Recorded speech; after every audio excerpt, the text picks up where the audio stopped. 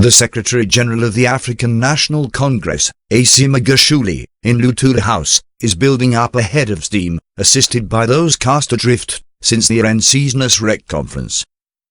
The EFF is leveraging its access to the corridors of power in the governing party, sowing discord, doubt and division, while looming reforms of state-owned companies and the economy will lead to peril for a president not known for assured and decisive decision-making. The strategy to ensure Ramaphosa's presidency will be the shortest in the history of a democratic South Africa revolves around continued destabilization in the state and government. The subsequent underperformance and failures in governance will then be used by his opponents in the RNC to sow discord and dissent, which will in turn form the basis of a challenge at the party's next elective conference in 2022. This is evidenced by the reaction this week to developments at Eskom, South African Airways, and Telkom, three state-owned companies undergoing major upheaval. At the heart of all three is a misfiring economy and, in the case of Eskom and South African Airways, years of corruption and mismanagement. All three urgently need clear and determined interventions, including restructuring and layoffs.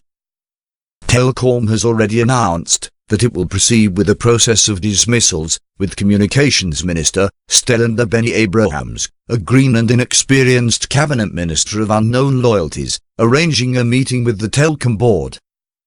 To what end is unclear, but there is no doubt she will attempt to persuade the board to prevent any redundancies. The ideological battleground will be Eskom, South African Airways and the broader economy, all of which requires dramatic and deep interventions to both stabilize and repair the damage done by willful neglect and grand corruption. And Ramaphosa's personal emissaries, the ministers of state seconded to effect those changes, have been attacked mercilessly from inside the RNC and outside. The RNC's National Executive Committee will be devoting the whole of Saturday to a discussion on the future of state-owned companies, and Finance Minister Tito Mboweni and Public Enterprises Minister Pravin Gordhan are sure to come under attack. That is a given. Ramaphosa and his government have major internal problems, not least of which is his leadership style, which is increasingly frustrating many who joined his campaign for the ANC leadership in 2016 and 2017. As many have argued before, he inherited a failing state, weak and deteriorating economy, and corrupted and criminally liable party. But Ramaphosa, in charge of the governing RNC since December 2017, and head of state since February 2018, has been singularly ineffective in addressing the biggest structural deficiencies inhibiting and restraining economic growth and good governance. Poor financial management at all levels of government has shown no signs of improvement, while a series of warnings and red flags by National Treasury and ratings agencies have gone all but ignored. And because 2 years have elapsed since Ramaphosa ascended to power, the problems he has inherited from former President Jacob Zuma have now become his problems. And with Eskom's continued death spiral and the proliferation of load shedding, the collapse of the power utility has become the fault of Ramaphosa and Gordhan. Gordhan, the former Minister of Finance, has become a lightning rod for proxy attacks on Ramaphosa. A week ago, Deputy President David Mabuza, a political mercenary with long-term presidential ambitions, launched a broadside at Gordhan, while he has been in the crow's-shares of a range of groups with vested interests, including UOMSA, which is close to the coal lobby, a variety of rent-seekers pushed to the outside post-Zuma, ANC heavyweights, including cabinet ministers and senior members of the RNC-NEC, and elements in the media, with the independent group leading the charge. Mboweni, the other minister, holding up Ramaphosa's arms, is also under attack. He has made his frustrations patently clear, and this week, challenged those who insist on nationalizing the South African Reserve Bank, to clearly explain exactly why they want to do so, notwithstanding what the RNC decided at its elective conference 2 years ago.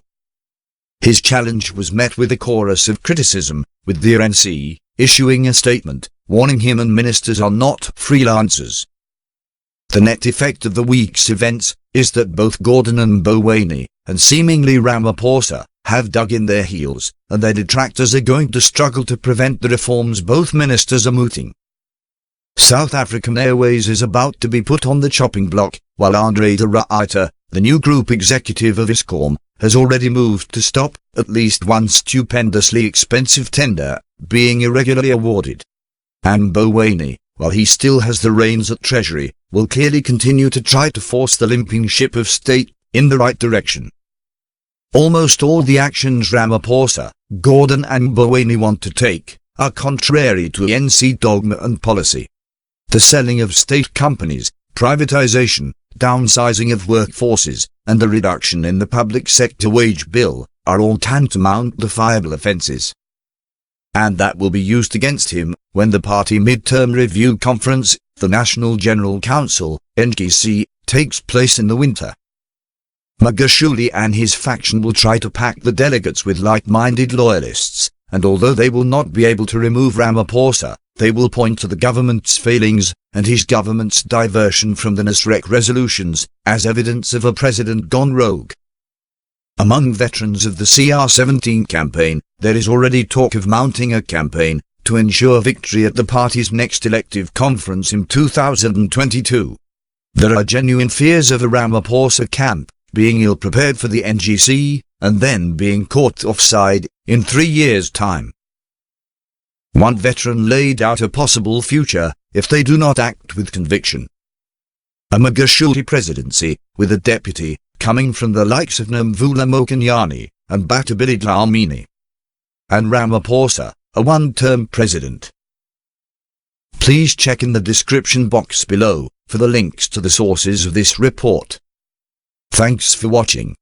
Please comment, like, share and subscribe.